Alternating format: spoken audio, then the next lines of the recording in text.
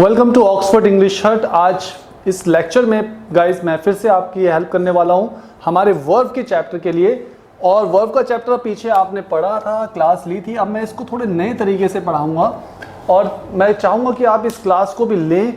पिछली क्लास के साथ इस क्लास को भी अगर आप लेते हैं तो आपको ये और अच्छी तरह से क्लियर हो जाएगा। और अब मैं इसको थोड़ा डिफरेंटली पढ़ाऊँगा, आपको अलग तरीके से पढ़ाऊँगा। अब हम क्या करेंगे, इस वर्ब के दो सेक्शन, जो वर्ब के सेक्शन को हम पहले प्रेजेंट बेस में पढ़ेंगे, प्रेजेंट बेस, फिर उसके बाद इसको हम पास्ट बेस में पढ़ेंगे। अब प्रेजेंट बेस के अंदर गाइस दो पार्ट्स होते हैं, मैं आपको थोड़ा अलग तरीके से एक्सप्लेन कर देता हूं। एक पार्ट एजर्टिव का और एक पार्ट है आपका एक्सप्रेशन बेस का। बहुत जल्दी हम इस क्लास को लेने वाले हैं, दोनों प्रेजेंट बेस में, लेकिन प्रेजेंट बेस में एजर्टिव, प्रेजेंट बेस में एक्सप्रेशंस। तो पहले हम एजर्टिव सेक्शन को सीखते हैं गाइस। इसके कुछ पैटर्न्स हैं, उसको हम समझ लेते हैं। पहला पैटर्न, वर्ब बेसिकली क्या होती है? वर्ब का मतलब कोई एक्शन, कोई क्रिया, जैसे जाना, खाना, पीना, लेना देना, सोचना, हंसना, बैठना, बोलना, समझना, पढ़ना, घूमना, फिरना, करना। ये सारी वर्ब्स होती है जिनके आखिर में ना आती है। और इसी वर्ब को हम first form, second form, third form में भी सीखते हैं। यानी किसी व्यक्ति का, किसी पर्सन का एक्शन, किसी व्यक्ति का एक्शन बताना ही वर्ब है। अब कोई व्यक्ति का एक्शन बता रहे हैं तो हम उसको भी थोड़ा एग्जाम्पल में ले लेते हैं गाइस। अब आप नोटिस करेंगे जब हम वर्ब को सीखते हैं तो वर्ब के सेक्शन में मेनली सबसे ज्यादा इंपॉर्टेंट चीज जो सीखने वाली होती है वो होती है सिंगुलर और प्लूरल। सिंगुलर और प्लूरल। सिंगुलर का मतलब होता है वर्ब सिंगुलर सब्जेक्ट के साथ अलग बिहेव करेगी और प्लूरल के साथ अलग बिहेव करेगी। तो आपको शुरू से ही सिंगुलर सेक्शन को अलग सीखना होता है, प्लूरल को अलग सीखना होता है। तो आज मैं कोशिश करूंगा कि मेरे एजर्टिव बेस में सिंगुलर और प्लूरल दोनों को अलग अलग लेके चलूं। हालांकि एक्सप्रेशन बेस में सिंगुलर प्लूरल का कोई चक्कर नहीं होता, उसमें आप सभी चीजों को एक साथ सीख सकते हैं। सब वर्ब सभी सब्जेक्ट के साथ सिमिलरली यूज हो सकती है। तो मैं ये जगह थोड़ी बड़ी कर लेता हूं क्योंकि मुझे यहाँ पे दो बेस को लेना है। एक तो है एजर्टिव और एक एक्सप्रेशन जो प्रेजेंट बेस के अंदर आएगा। तो हम पहले सिंगुलर सेक्ट को देखते हैं। ये हो गया सिंगुलर के लिए, सिंगुलर। और दूसरा पैटर्न हो गया हमारा प्लूरल के लिए। प्लूरल मतलब ऐसे सब्जेक्ट जो प्लूरल होते हैं, यानी जहां दो या दो से ज्यादा लोगों के बारे में हम बात करते हैं उसे प्लूरल कहते हैं। अब आपने नोटिस किया होगा प्रोनाउन की क्लास में हमने सिंगुलर प्लूरल को अलग अलग डिवाइड किया था। सिंगुलर में हमने कौन से सब्जेक्ट रखे थे? ही, शी, इट या any name, any singular name. और अगर आपको याद हो तो वन, नन, समबडी, समवन, ये सब वर्ड्स भी सिंगुलर होते हैं। Everybody, everyone. और प्लूरल के अंदर हमने कौन कौन से सब्जेक्ट्स को रखा था गाइस, देख लेते हैं हम। वी, यू, दे और कोई plural name, plural name. All, few, many, some, ये भी प्लूरल के ही एग्जाम्पल्स हैं गाइस जो इंडेफिनिट प्रोनाउंस में आपने सीखे थे।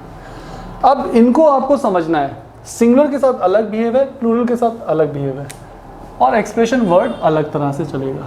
ये है हमारा मेन कॉन्सेप्ट। तो पहला पैटर्न आता है। पहला पैटर्न सिंगुलर में मान लो ही का एग्जांपल लेता हूं, वह पढ़ाता है। बहुत ही सिंपल है गाइस। और अगर मैं प्लूरल में ले लूं, जैसे हम पढ़ाते हैं, तो आप नोटिस करेंगे गाइस इस सेंटेंस में आपको हमेशा सेंटेंस के लास्ट में जाना होता है। सेंटेंस के लास्ट में ही जाकर आपको पता चलता है कि उसका फ्रेम कौन सा है, और सेंटेंस के लास्ट से पता चलता है कि वो कौन से पार्ट में है, कौन से पैटर्न में है हमारा सेंटेंस। अब लास्ट में मैं गया तो मुझे यहाँ पर क्या मिला? मुझे यहाँ मिला ता है। तो जब भी ता है और ती है आता है तो ये एक पर्टिकुलर आइडेंटिफिकेशन हो जाती है एक तरह के सेंटेंसेस की। जब भी ता है, ती है सेंटेंस के लास्ट में आएगा, आपको उसे एक बेसिक रूल से, एक बेसिक फॉर्मेट से ट्रांसलेट करना होगा। और जबकि अगर सेंटेंस के लास्ट में ते हैं आ जाए या ते हो आ जाए, यहाँ तक कि ता हूँ भी अगर आ जाए, तो आपको उसको फिर अलग तरीके से ट्रांसलेट करना होगा। फॉर एग्जाम्पल, यहाँ आपको सेंटेंस शुरू करना होगा सब्जेक्ट से, फिर वर्ब की फर्स्ट फॉर्म में ईएस और एस यूज करना है, जो मैंने आपको लास्ट टाइम भी बताया था, पिछले क्लास में भी बताया था, ईएस और एस। ये पैटर्न है। और यहाँ पर आपको ऐसा कुछ नहीं करना है, यहाँ पर सीधा आपको वर्ब की फर्स्ट फॉर्म यूज करनी है। गाइस ये सबसे इंपॉर्टेंट पैटर्न होता है, यहाँ पर स्टूडेंट अक्सर मिस्टेक करते हैं। हालांकि सेंटेंस में अगर कुछ बचता है तो वो आप उसके बाद भी उसको आगे ले जा सकते हैं, लेकिन मेन यहाँ तक आपको देखना होता है सब्जेक्ट और वर्ब। अब हम इस सेंटेंस को अगर ट्रांसलेट करें तो इसका मतलब हो जाएगा ही टीच, और टीच तो वर्ब की फर्स्ट फॉर्म हो गई, पढ़ाना टीच होता है, और उसमें हम ईएस ऐड कर देते हैं तो हो जाता है ही टीचेस। गाइस इस तरह से सेंटेंस ट्रांसलेट होगा। और इस वाले सेंटेंस में आपको क्या करना होगा, वी टीच, बस यहाँ पर ईएस और एस यूज नहीं करना है। तो ईएस और एस कहाँ यूज नहीं होगा, यू, वी, दे, प्लूरल, यहाँ तक कि आई भी इसमें आएगा, आई के साथ भी आप ईएस और एस ऐड नहीं करते हैं। हाँ, नेगेटिव करते वक्त आप इसको ऐसे बोलेंगे, we don't teach. We don't teach मतलब हम नहीं पढ़ाते हैं, और इसका नेगेटिव करते वक्त आप बोलेंगे ही डजंट टीच। तब ईएस और एस का फॉर्मेट खत्म हो जाता है। अब आपको ईएस नहीं ऐड करना है, डजंट के साथ ईएस ऐड नहीं करना है। ये सबसे इंपॉर्टेंट सेक्शन है गाइस, इसको सीखना सबसे जरूरी होता है, इसीलिए इसको मैंने सेपरेटली बताया। दूसरा पार्ट है वह पढ़ा रहा है, वह पढ़ा रहा है। तो अब आपके पास क्या पहचान आई इसमें, रहा है या रही है। जब भी इस तरह से आप सेंटेंस के लास्ट में देखेंगे रहा है, रही है, आ रहा है, तब आप जो उसका ट्रांसलेट करने का, जो उसको सेंटेंस को फ्रेम करने का जो रूल है वो फिर इज एम आर से बनेगा। अभी तो ये सिंगुलर है तो यहाँ इज ही आएगा ऐसे। और अगर हम इसको सेंटेंस को ऐसे बनाएं, हम पढ़ा रहे हैं, तो देखा आपको गाइस सिंगुलर प्लूरल दोनों अलग अलग समझना है आपको। तो यहाँ क्या फ्रेम हुआ, रहे हैं या रहे हो। तो इसको आपको जब ट्रांसलेट करना होगा तो इसमें आपको सब्जेक्ट आर और फिर V1 ING करना होगा। यहाँ आर यूज करना है, प्लूरल के साथ आर, सिंगुलर के साथ इज। तो इसको कैसे ट्रांसलेट करेंगे गाइस, सॉरी मेरा marker, he is teach, teach हो गई वर्ब की फर्स्ट फॉर्म, और ING teaching, he is teaching. और हम पढ़ा रहे हैं, वी आर, टीच वर्ब की फर्स्ट फॉर्म, और ING वी आर टीचिंग। तो ये दो फॉर्मेट आपके हो गए। अब इसके साथ ही अब तीसरा फॉर्मेट जो है हम इसी तरह से जोड़ लेते हैं, वह सुबह से पढ़ा रहा है। अब देखो सेंटेंस तो वही है ऊपर वाला, लेकिन अब इसमें क्या हो गया, टाइम और से आ गया। अब जैसे ही टाइम और से आ जाता है तब आपको हैज बीन यूज करना है वहां, और फिर V1 ING। ये सेक्शन सीखना होता है गाइस मेनली। अब इसकी पहचान क्या हो गई गाइस, इसकी पहचान हो गई रहा है या रही है, और फिर से और समय, टाइम आना, टाइम के साथ से। अगर ये सिचुएशन है तो फिर आपको यहां पर हैज बीन यूज करना है। और अगर मैं यहाँ पे थोड़ा अलग सा सेंटेंस लिख देता हूँ, जैसे हम 2 घंटे से पढ़ा रहे हैं। अब टाइम पीरियड जो है, टाइम जो है वो पीरियड में आ गया और यहाँ पर पॉइंट ऑफ टाइम में आ गया। तो आपको इसको सिंस और फॉर में कैसे ध्यान रखना है वो भी पता होगा गाइस। हम 2 घंटे से पढ़ा रहे हैं, तो यहाँ पे रहे हैं आ रहा है, और फिर समय भी आ रहा है और से भी आ रहा है। तो इस वाले सेंटेंस को ट्रांसलेट करने के लिए आपको यूज करना होगा subject have been V1 ING ऐसे। तो जरा इसको ट्रांसलेट करके देखें, वह सुबह से पढ़ा रहा है, ही हैज बीन टीचिंग, और फिर यहां पर आपको यूज करना है सिंस मॉर्निंग।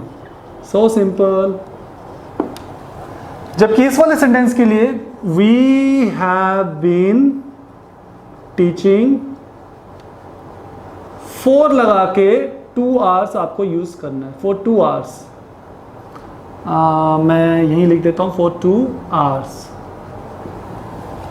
देखो गाइस, तो ये आपके एक तरह से पूरा present form, present base clear हो रहा है आपको इधर। प्रेजेंट बेस का मतलब ये एक तरह से प्रेजेंट टेंस भी लोग बोलते हैं, इसे टेंस बोलते हैं। ये प्रेजेंट इंडेफिनिट, ये प्रेजेंट कंटिन्यूस, ये प्रेजेंट परफेक्ट कंटिन्यूस। अगर आप टेंस का चैप्टर भी पढ़ रहे हो तो ये टेंस पढ़ने का ये भी एक अच्छा तरीका है गाइस। अब last but not the least जो हमारे पास इसमें एक और पैटर्न बचता है वो है वह पढ़ा चुका है। इसमें थोड़ा और ध्यान दीजिए गाइस, उसने पढ़ा लिया है। या उसने पढ़ा दिया है। उसने पढ़ा दिया है, ये दोनों ही सेंटेंस होते हैं। एक तो है चुका है और लिया है, दिया है, ली है, दी है, लिए हैं, दिए हैं। ये दोनों ही पैटर्न इसमें बनते हैं गाइस। तो इसका जो पहचान होगी वो क्या होगी, एक तो है चुका है या चुकी है, ये सिंगुलर की पहचान है, या लिया है, दिया है, इस तरह से भी बनता है गाइस। और इसी तरह से इस वाले पैटर्न को भी देख लेते हैं गाइस। हम पढ़ा चुके हैं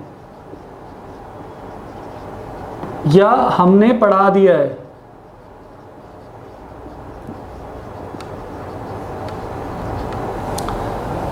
तो इसमें भी चुके हैं या दिया है, लिया है, इसमें भी आएगा, लेकिन आपको सब्जेक्ट से पता लगाना है। सब्जेक्ट अगर प्लूरल है तो हैव लगेगा, और सब्जेक्ट अगर सिंगुलर है तो हैज लगेगा। हैज और हैव के पैटर्न में आ गए। कैसे? जैसे ऊपर हैज और हैव है, ऐसे नीचे भी हैज यूज करेंगे, लेकिन अब हैज के साथ आपको third form of verb use करनी है। जो पास्ट पार्टिसिपल वर्ब होती है उसको यूज करना है। जैसे teach, taught, taught, go, went, gone, gone third form है, come, came, come, come third form है, play, played, played third form, played है। यही थर्ड फॉर्म यहां पर यूज होगी। और जबकि यहां पर सब्जेक्ट, हैव, वर्ब की थर्ड फॉर्म। तो गाइस इसको अगर हम ट्रांसलेट करें तो he has taught, third form taught होती है, और इसको हम ट्रांसलेट करें तो वी हैव टॉट। ये पूरा सेक्शन एजर्टिव हो गया, एजर्टिव प्रेजेंट बेस में। और प्रेजेंट बेस आप क्लियर कर चुके हैं। अब इसको आपने अलग फ्रेम में सीखा है गाइस। अभी तक आप सीख रहे थे एक पूरे सर्कल में, अब मैंने इसको एक नए फ्रेम से सिखाया आपको कि इस तरह से भी आप चाहें तो पढ़ सकते हैं। आपको सेंटेंस के लास्ट में जाना होता है हमेशा, लास्ट में जाके आपको पता चलता है वो सेंटेंस की पहचान क्या है, और फिर उसी सेंटेंस से रिलेटेड आपको इस एक सेंटेंस फ्रेमिंग के जो रूल को फॉलो करना होता है, और फिर आप उसी के अकॉर्डिंग जब सेंटेंस बनाते हैं तो वो सेंटेंस उसी सेंस को बताता है जो कि उसका फ्रेम आपने बनाया है। अब हम आ जाते हैं एक्सप्रेशन में। एक्सप्रेशन में सिंगुलर प्लूरल का कोई चक्कर नहीं होता, जैसे मैंने आपको पहले बताया था। सिंगुलर प्लूरल सिर्फ एजर्टिव फॉर्मेट में होता है। एक्सप्रेशन में will, should, can, may, might, ought, need, use. हाँ, नीड के केस में और हैज टू और हैव टू के केस में आपको सिंगुलर प्लूरल में थोड़ा ध्यान देना होगा। बाकी most of the axillary verbs यानी एक्सप्रेशन वर्ड्स जो होते हैं वो सभी सब्जेक्ट के साथ यूज किए जा सकते हैं। तो हम उसको फिर अलग तरीके से पढ़ते हैं। जैसे पहला पॉइंट ध्यान से देखिए, इसी सेंटेंस को लेते हैं, वह पढ़ाएगा।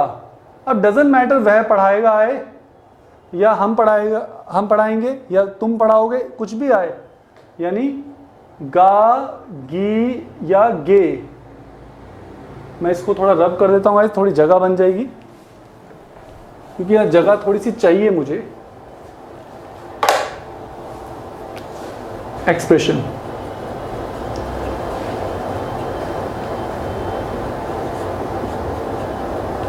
ये पहचान होगी आपकी, गा, गी, गे। और इस गा, गी, गे की पहचान से आप सब्जेक्ट यूज करेंगे, विल यूज करेंगे, विल, और वर्ब की फर्स्ट फॉर्म। अगर सेंटेंस ट्रांसलेट हो तो कैसे होगा? ही विल, वर्ब की first form, teach, he will teach. दूसरा सेंटेंस,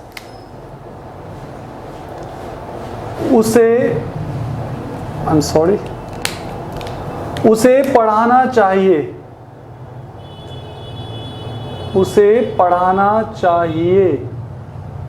देखिए, कोई चीज ना चाहिए जो किसी एडवाइस को शो करे, एडवाइस यानी सलाह को शो करे, तो वहां पर आप यूज करते हैं शुड। क्या यूज करते हैं? शुड। उसे पढ़ाना चाहिए, तो सेंटेंस क्या हो जाएगा? ही शुड, अब विल की जगह क्या बोलना है आपको? Should, he should teach. Next sentence number 3,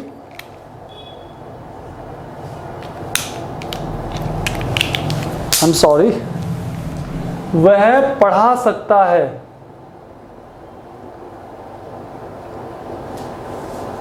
अब क्या आ रहा है, सकता है या सकती है या सकते हैं, इस तरह से गाइस, समझ रहे हैं आप। और इस सिचुएशन में आपको क्या यूज करना है, कैन यूज करना है। अब वर्ड क्या हो जाएगा, विल से शुड हुआ, शुड के बाद आपको कैन लगाना है। तो ये आपको ध्यान रखना है, कब विल, कब शुड, कब कैन। तो क्या हुआ सेंटेंस, ही कैन टीच, ये हो गया सेंटेंस। बहुत ही आसान है चैप्टर गाइस, बहुत ही सिंपल है गाइस। इसमें आपको लास्ट में ध्यान देना है। लास्ट का मतलब इसे गा, चाहिए, सकता है, इस तरह से लास्ट में, सेंटेंस के लास्ट में आके ध्यान देना है। Point is done. अब अगर मैं लिखूं वह शायद, या शायद ना भी लिखूं, लेकिन पॉसिबिलिटी का मैं एक एक्सप्रेशन अगर सोचूं, जैसे वह शायद वह पढ़ा सकता है, इस तरह से ले ले सेंटेंस हम। शायद मत लीजिए, वह पढ़ा सकता है। यहां तो हम श्योर है, यहां किसी की श्योरिटी बता रहे हैं, यहां हम उसकी पावर बता रहे हैं, उसकी एबिलिटी बता रहे हैं कि वो पढ़ा सकता है, तो इसीलिए हमने कैन लगाया। अगर हम अगले सेंटेंस में उसकी पॉसिबिलिटी बताएं, जैसे सकता है, सकती है, सेम है, लेकिन यहां हम उसकी पॉसिबिलिटी बता रहे हैं कि वो शायद पढ़ा सकता है, तो एक्सप्रेशन चेंज हो गया। अगर श्योर और एबिलिटी का एक्सप्रेशन था तो कैन है, और अब अगर पॉसिबिलिटी का एक्सप्रेशन है तो आप इसको मे और माइट में चेंज करते हैं। ही मे कब यूज करते हैं, जब संभावना हो, और माइट कब यूज करते हैं, जब कम संभावना हो। He might teach, he may teach, I am not sure, he may teach, he might teach, मतलब आप श्योर नहीं है, आप पॉसिबिलिटी बता रहे हैं, दैट्स अ पॉइंट। फिफ्थ,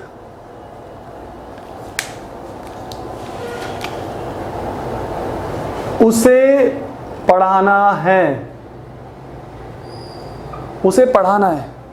अब यहां आपको थोड़ा सा ध्यान देना है, उसे पढ़ाना है अगर आएगा तो क्या करना है, और अगर लिखा हो हमें पढ़ाना है तो क्या करना है यहां पर। या सेंटेंस ऐसे भी हो, उसे पढ़ाना पड़ता है,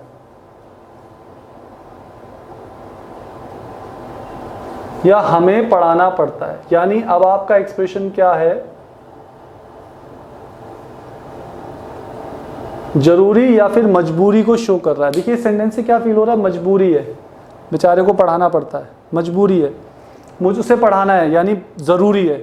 तो जब ऐसा एक्सप्रेशन यूज़ हो जहाँ पर आप किसी की मजबूरी को, यानी ऑब्लाइजेशंस को या ऑब्लिगेशंस को, या फिर उसकी नेसेसिटी को, यानी ज़रूरी, कोई चीज़ ज़रूरी हो गई, इस तरह के एक्सप्रेशन जब आप लेते हैं तब वहाँ पर हैज़ टू और हैव टू को यूज़ करते हैं। गाइस क्या यूज़ करते हैं, कौन सा वर्ड यूज़ करते हैं, कौन सी हेल्पिंग वर्ब, कौन सी एक्सिलरी वर्ब यूज़ करते हैं, हैज़ टू, हैव टू। अब आपको बताने की जरूरत नहीं हैज़ कहाँ यूज़ करते हैं, हैज़ सिंगुलर के साथ यूज़ करते हैं, हैव प्लूरल के साथ यूज़ करते हैं गाइस। तो यहाँ पर सिंगुलर सब्जेक्ट है तो हम यहाँ यूज़ करेंगे ही हैज़ टू टीच। यहाँ प्लूरल है तो हम यहाँ यूज़ करेंगे वी हैव टू टीच।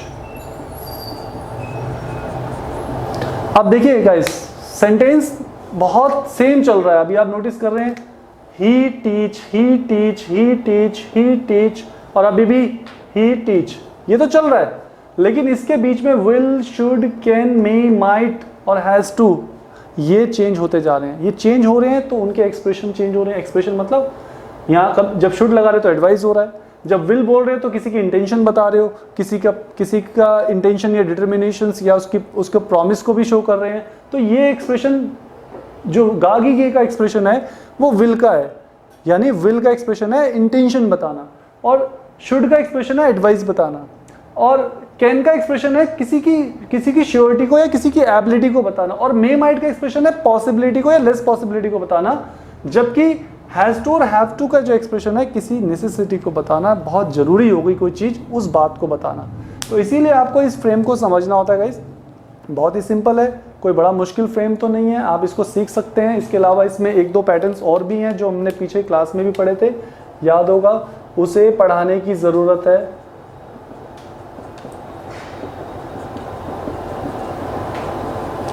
और हमें पढ़ाने की ज़रूरत है। अब वही आ गया सिंगुलर प्लूरल, सिंगुलर प्लूरल, हमें पढ़ाने की ज़रूरत है, उसे पढ़ाने की ज़रूरत है, तो ही नीड्स टू टीच, और हमें पढ़ाने की ज़रूरत है, वी नीड टू टीच, क्योंकि ज़रूरत है। इस वाले एक्सप्रेशन के लिए हम नीड का यूज़ करते हैं, नीड्स टू या फिर need to.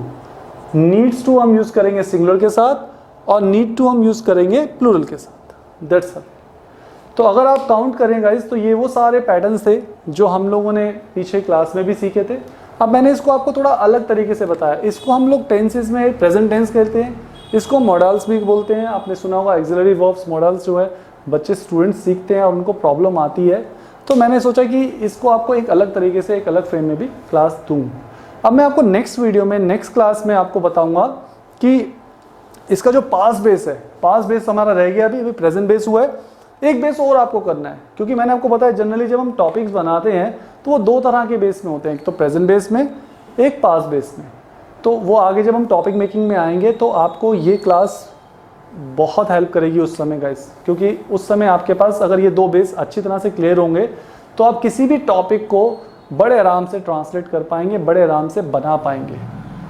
So I hope कि गाइस कि आप इस क्लास को लेने के बाद और भी अच्छी तरह से क्लियर कर चुके होंगे हमारे प्रेजेंट बेस के सेक्शन को, जो वर्ब में है। अब ये वर्ब का सेक्शन है, इससे पहले आपने नाउन और एडजेक्टिव का सेपरेट सीखा था, तो आपको ये नहीं भूलना है। अगर आप वर्ब में आ गए हैं तो नाउन एडजेक्टिव के सेक्शन को भूल गए हैं, तो अब आप क्या करेंगे गाइस, इन तीनों के मिलाकर प्रैक्टिस करेंगे। सेंटेंसेस जो है ना, तीनों फ्रेम के सेंटेंसेस को मिलाकर प्रैक्टिस करनी है, तो हम आपको उसकी प्रैक्टिस भी करवाएंगे।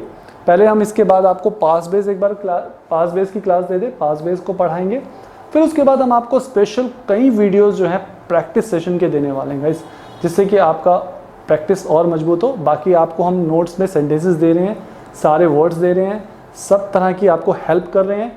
आप प्लीज़ उन्हें ज़रूर फेयर रजिस्टर में मेंटेन रखिएगा, करिएगा, और हमारे लाइव लेक्चर से उनकी करेक्शंस भी करवाइएगा। वैसे मैं कुछ वीडियोस ऐसे भी बनाऊंगा जिसमें कि मैं आपकी करेक्शंस भी आपको दूं। अगर आपके पास फिर भी कोई प्रॉब्लम है या कोई डाउट्स है या कोई चीज़ आपको क्लियर नहीं हो रही है, तो आप मुझे व्हाट्सएप करके अपनी प्रॉब्लम शेयर कर सकते हैं। और अगर अभी भी इन सब वीडियोस को लेने के बाद भी आपको ये सब चीज़ें समझ नहीं आ रही हैं, तो भी आप हमें बताएं, क्योंकि हमारे पास और भी बहुत सारे तरीके हैं पढ़ाने के। एक ही तरीका नहीं है, इसी चैप्टर को हम कितने और तरीक़ों से भी पढ़ा सकते हैं। हम छोड़ेंगे नहीं जब तक आपको आए नहीं, इसीलिए हमारे साथ हमारी क्लासेस में बने रहिए। Thank you so much guys कि आपने इस वीडियो को लिया, इस क्लास को लिया। उम्मीद करता हूँ इसको लेने के बाद आपके डाउट्स और क्लियर हो गए होंगे, और अगर अभी भी हैं तो डोंट वरी, हमारे साथ बने रहिए। आने वाली क्लासेस में सारे डाउट्स क्लियर हो जाएंगे।